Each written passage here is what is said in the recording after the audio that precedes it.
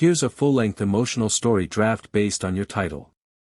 Since you asked for around 3,000 words in continuous paragraphs, I'll deliver it as a single long narrative, no headings or breaks except natural paragraphing. An airman refuses Trump's salute, his reason changes everything. The tarmac shimmered under the unforgiving sun, the hum of engines still echoing in the air after Air Force One's descent. Flags snapped crisply in the wind, Secret Service agents scanned the perimeter, and the press cameras clicked in anticipation of another ordinary moment in the theater of American politics. But for Staff Sergeant Daniel Hayes, standing at rigid attention just feet from the aircraft, nothing about this day was ordinary. His boots felt heavier than usual, his uniform tighter against his skin, and as President Donald J. Trump descended the steps, offering the sharp nod and raised hand of a military salute, Daniel made a decision that froze time. He did not raise his hand in return.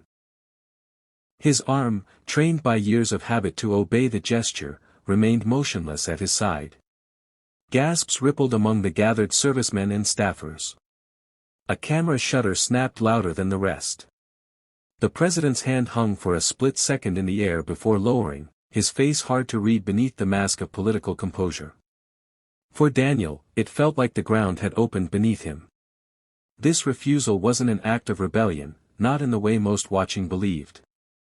He wasn't making a political statement, wasn't chasing headlines, wasn't seeking glory. He was remembering his father. His father, Corporal Michael Hayes, had been a soldier too, a man of modest words and boundless conviction who believed the measure of a salute wasn't about who you gave it to, but why.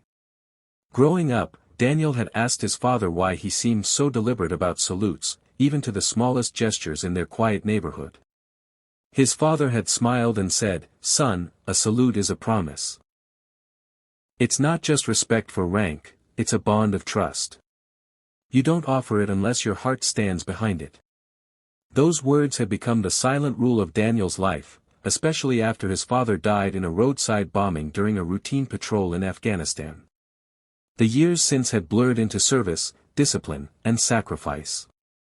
Daniel had carried his father's dog tags through every deployment, hearing his voice echo whenever he questioned why he served. He had saluted generals, foreign dignitaries, even presidents before, always with conviction, always with that bond of trust his father spoke about. But this morning, hours before Air Force One touched down, Daniel had learned something that had unsettled him to his core. A letter from a Gold Star mother had reached his unit, a letter she had written in desperation, not expecting any reply. Her son, Private First Class Jeremy Collins, had been one of Daniel's closest friends in training. Jeremy had died in combat the year before, and the letter revealed that Jeremy had been promised certain benefits for his young daughter, promises that had slipped into bureaucratic cracks and were now being denied. The mother wrote of eviction notices, empty pantries, and a granddaughter asking when Daddy would come home. Reading her words, Daniel felt as though he had failed Jeremy, failed the trust of his fallen friend. And so, standing on that tarmac, as the president's eyes briefly caught his, Daniel's hand stayed still. It wasn't out of hatred, but out of honesty. How could he salute in that moment when he carried a truth that his friend's child had been left behind? He thought of his father's words again, "A salute is a promise." And this time, his heart could not give it. The silence that followed was suffocating. Another airman beside him, wide-eyed, snapped his salute higher to compensate, as though trying to erase Daniel's stillness. Secret Service shifted uneasily. The president's gaze lingered, curious rather than angry, before he turned away to wave at the cameras. To the world, it was a blip, a moment that might be replayed on social media with speculation and outrage. But for Daniel, it was a quiet earthquake that would change everything. After the formalities, he was summoned. His commanding officer's voice was tight with restrained fury.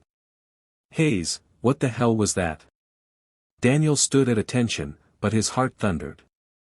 "Sir, I could not salute because I have not yet kept my promise to a fallen brother." The room fell silent at the strangeness of the answer. The officer narrowed his eyes, ready to reprimand him, but something in Daniel's voice, earnest, raw, made him pause. "Explain," he demanded. Daniel spoke of Jeremy, of the letter, of the daughter left without, of his father's words about the meaning of a salute. Every word cracked open his heart in front of the men who measured their lives in discipline and silence. Some shook their heads, others softened. When Daniel finished, there was nothing left to say except the truth. He had disobeyed protocol, but for reasons that transcended it. That night, the story leaked. A reporter, quick on the draw, had captured the motionless figure of Daniel beside his saluting peers and asked why. At first it spread as outrage. Airman refuses president's salute. Critics painted him as disrespectful, unpatriotic, insubordinate. But then the fuller story emerged. A letter from the Gold Star mother appeared. Jeremy's name surfaced, his picture smiling in fatigues, his daughter holding a flag at his funeral. Suddenly, the narrative shifted. It wasn't about politics, it was about promise, about the duty owed to those who gave everything. The following days were a storm Daniel could not have prepared for. Journalists wanted his voice, veterans reached out in solidarity, and politicians scrambled to frame the story. He wanted none of it. He wanted only for Jeremy's daughter to receive what was promised, for her to never doubt her father's sacrifice was honored. Amid the noise, something unexpected happened. One morning, Daniel received a handwritten note delivered by a White House staffer. It wasn't typed, wasn't stamped. It was written in uneven pen, signed simply, Donald J. Trump. The letter was short. I don't know your father, but I know what it means to keep a promise. Come meet me. Bring the letter from the mother. Daniel's hands shook as he read. Days later, he stood not on a tarmac but in the Oval Office, the seat of power that so often seemed distant and unreachable. The president listened in silence as Daniel recounted Jeremy's story again, this time with the mother's letter in hand. There was no fanfare, no cameras, just two men in a room where politics often swallowed humanity. At the end, the president placed the letter down and said, "Then let's fix this." What followed was not instant, nor perfect, but it was real. The family's benefits were restored, expedited with calls that moved mountains where paperwork had built walls. A fund was established for Jeremy's daughter's education, not by decree, but through donations inspired by the story, pouring in from strangers across the nation. Veterans groups rallied to ensure no other families slipped through the cracks. And for Daniel? The president requested something unusual. The next time we meet on that tarmac, he said, I'll offer you my salute again. And when you're ready, you return it, not to me, but to what it stands for. Months later, under another hot sun, Air Force One descended again. The same ritual unfolded, but this time, as the president approached, Daniel's hand rose firmly, crisply, with every ounce of conviction in his soul. Cameras flashed, but he wasn't saluting the man. He was saluting his father's memory, his fallen friend, and the promise kept to a little girl who would now grow up knowing her father's sacrifice mattered. In the crowd that day, Jeremy's mother and daughter stood quietly, invited as guests. The girl waved a tiny flag, her smile brighter than any medal. Daniel caught sight of her and felt the lump rise in his throat. His arm dropped, his heart lighter than it had been in years. For the first time since his father's death, he felt at peace with what a salute truly meant. The story spread not as scandal, but as testament. Americans argued about politics as they always had, but in this one story they found something undeniable, that behind the uniforms, behind the podiums, behind the headlines, humanity mattered most. A salute wasn't about power, it was about promise.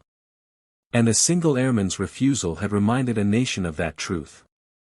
As the years passed, Daniel carried the moment with him. Not the refusal, not the controversy, but the sight of a little girl laughing in the sun, holding her father's flag.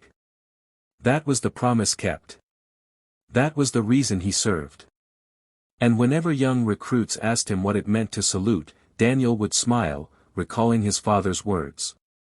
It's not about the hand you raise it to, he would say softly. It's about the heart you raise it with. Never forget the promise behind it. And they never did.